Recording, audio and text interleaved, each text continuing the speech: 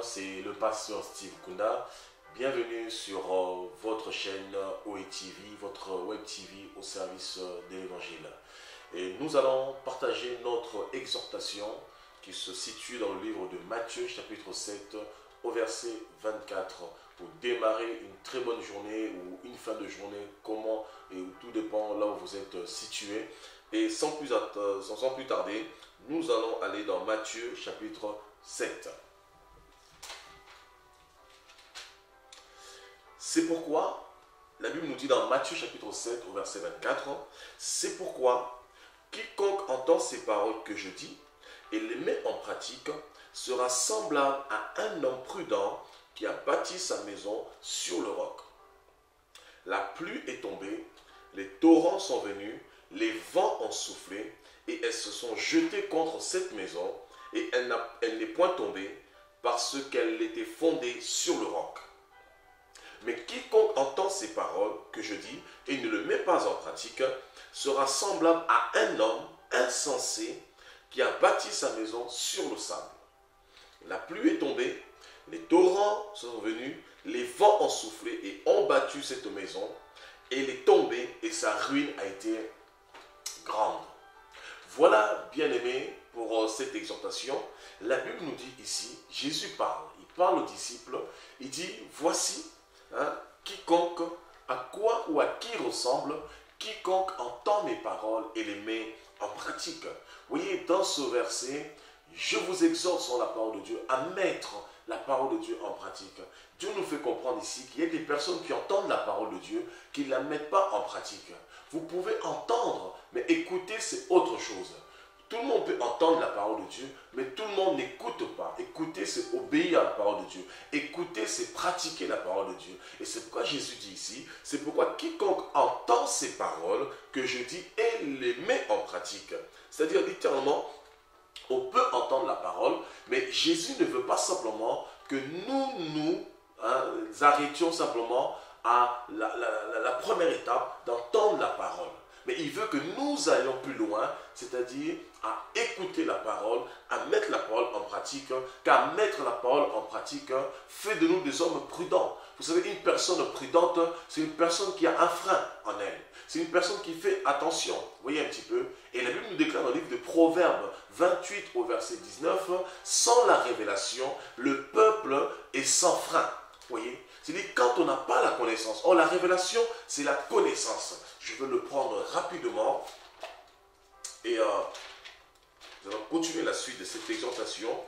Dans Proverbe 29 au verset 18, quand il n'y a pas de révélation, le peuple est sans frein, mais heureux s'il observe la loi. Vous voyez, la Bible dit ici, quand il n'y a point de révélation, le peuple est sans frein, donc le peuple n'a pas de prudence. Mais heureux s'il observe la loi. La loi, c'est la parole. C'est-à-dire même si Dieu ne se révèle pas à vous, mais le fait que vous ayez la parole de Dieu, le fait que vous avez la parole de Dieu en vous, automatiquement, la parole devient un frein. La parole fait de vous un homme prudent, un homme avisé.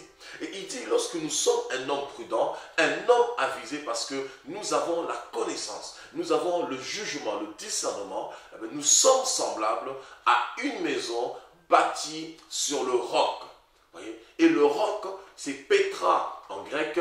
Et le roc ici, c'est Jésus-Christ lui-même. Rappelez-vous dans Matthieu chapitre 16, au verset 18, Jésus dit à Simon-Pierre, tu es Pierre Et sur ce roc, sur ce pétrin, je bâtirai mon église. Parce que Jésus lui-même est le roc. Jésus lui-même est le rocher. Donc lorsque nous entendons la parole de Dieu et que nous la mettons en pratique, en fait, nous sommes consolidés par le roc qui est Jésus-Christ. Nous sommes soutenus par le roc qui est Jésus-Christ. Et il nous fait comprendre ici, et une fois que nous sommes bâtis sur lui, en écoutant la parole de Dieu, en la mettant en pratique, nous sommes préservés de tout danger. Nous sommes préservés de toute chute. Regardez quelque chose ici qui est assez apparente et paradoxal. Jésus dit clairement, la pluie est tombée, les torrents sont venus, les vents ont soufflé et se sont jetés contre cette maison. Vous voyez? Donc la Bible considère ici, quiconque entend la parole de Dieu, les met en pratique, quiconque écoute la parole de Dieu, quiconque obéit à la parole de Dieu, il devient semblable à une maison. Et c'est une vérité parce que la Bible déclare dans 1 Corinthiens chapitre 3 au verset 16, nous sommes une habitation de Dieu en esprit. Une habitation, c'est une demeure, c'est une maison. Et dans 1 Corinthiens 6, 19, il est écrit que nous sommes le temple de Dieu. Nous sommes la demeure de Dieu parce que Dieu habite en nous. Donc, voyez ici la maison, même si Jésus a imagé, la maison ici symbolise celui qui entend la parole. Or, nous savons que la maison faite de briques elle-même ne peut pas entendre la parole de Dieu parce que ce sont des pierres mortes. Mais nous sommes la maison spirituelle, la maison vivante, les pierres vivantes. C'est pourquoi dans 1 Pierre 2, verset 5, l'apôtre Pierre déclare « Approchez-vous de Dieu, pierre précieuse, choisie de Dieu, et approchez-vous afin de bâtir une maison spirituelle en vous instruisant mutuellement les uns et les autres. » Alors, lorsque nous écoutons la parole de Dieu, la maison que nous sommes est censée se consolider, est censée se fortifier, est censée justement être forte, afin de supporter, ou du moins de faire face aux aléas de la vie. Et Jésus n'a pas dit que les vents, la pluie, les torrents ne s'abattront jamais sur cette maison. Au contraire, il prévient même que la pluie s'abattra contre la maison. Les torrents s'abattront contre la maison. Les vents s'abattront contre les maisons, contre la maison. Vous voyez un petit peu? Donc Jésus nous fait comprendre ici, ce n'est pas parce que nous obéissons aussi à la parole de Dieu et que Dieu est notre appui, que Dieu est notre soutien, que Dieu est notre force, que pour autant nous n'aurions point à faire face au combat, que nous n'aurions point à rencontrer des difficultés dans notre marche avec le Seigneur, dans notre marche, dans notre vocation, dans notre cheminement jusqu'à l'éternité. Donc tant que nous sommes sur la terre, nous ferons face au vent. Et il dit ici, la pluie s'est abattue sur la maison, et les torrents, bien sûr, les vents soufflés se sont jetés contre cette maison. Vous voyez, ces choses sont carrément jetées, donc c'est volontaire. Vous voyez un petit peu. Donc ça veut dire que lorsque nous recevons la parole de Dieu et que nous sommes consolidés, il y a un moment dans notre vie, le vent va s'abattre sur nous. Les torrents vont s'abattre. Et la pluie va s'abattre. Mais le plus important, Jésus ne met pas l'accent sur les torrents, il ne met pas l'accent sur les vents, il ne met pas l'accent,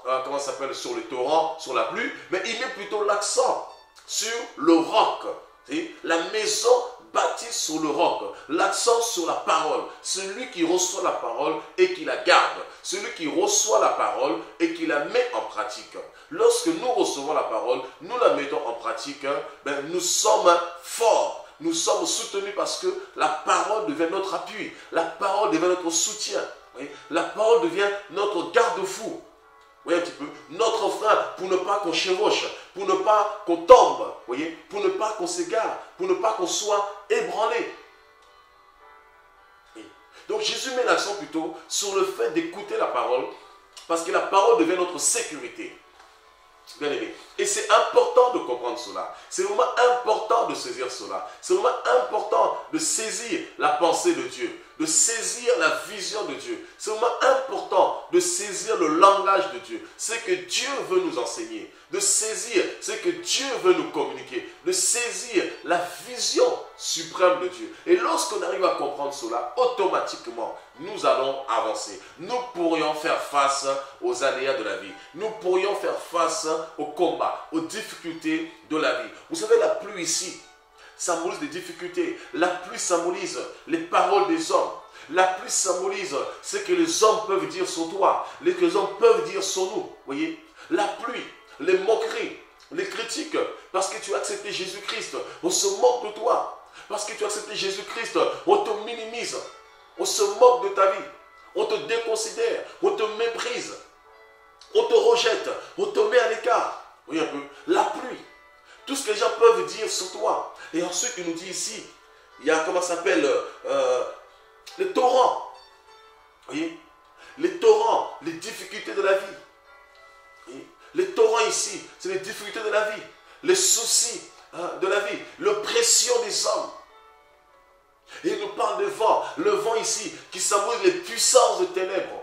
Le vent ici qui symbolise les entités spirituelles, les dominations, les forteresses, les principautés qui se liguent contre nous, qui s'acharnent contre nous, l'oppression spirituelle. Lorsque tu marches avec Dieu dans ta marche spirituelle, tu sens l'oppression, tu sens le combat. C'est comme si les taux se resserrent. Des fois, tu es l'oppression. Tu as envie de tout abandonner, tu as envie de tout délaisser. Parce qu'il y a une oppression spirituelle qui gravite autour de toi, qui s'abat contre toi, comme il est écrit ici.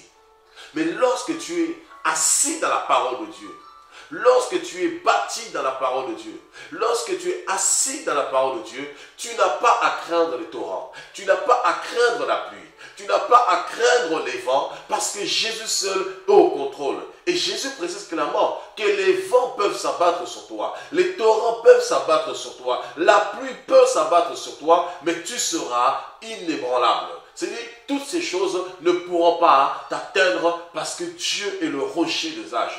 Dieu est de soutien. C'est pourquoi je veux vous exhorter par ce passage à tenir ferme, à persévérer avec le Seigneur, à ne pas être cette maison bâtie sur le sable, c'est-à-dire à juste entendre la parole de Dieu, mais ne pas écouter. Entendre la parole de Dieu, ne pas la mettre en pratique. Entendre la parole de Dieu, ne pas la vivre. Et si nous ne mettons pas la parole de Dieu en pratique, nous serons comme des hommes insensés, des hommes sans prudence, des hommes sans frein. Imaginez-vous une voiture sans frein. Vous roulez à vive allure, comme la vie chrétienne. Vous marchez, vous courez, vous avancez, vous servez Dieu à plein feu, à vive allure. Et voilà que d'un seul coup, il y a un obstacle devant vous. Il y a les torrents, il y a la tempête, il y a les vents. Et vous voulez vous arrêter, vous appuyez sur la pédale de frein. Il n'y a plus de frein. Imaginez-vous quels seront les dégâts. Et c'est ce que Jésus dit ici justement. Lorsque la maison est bâtie sur le sable, il n'y a point de frein.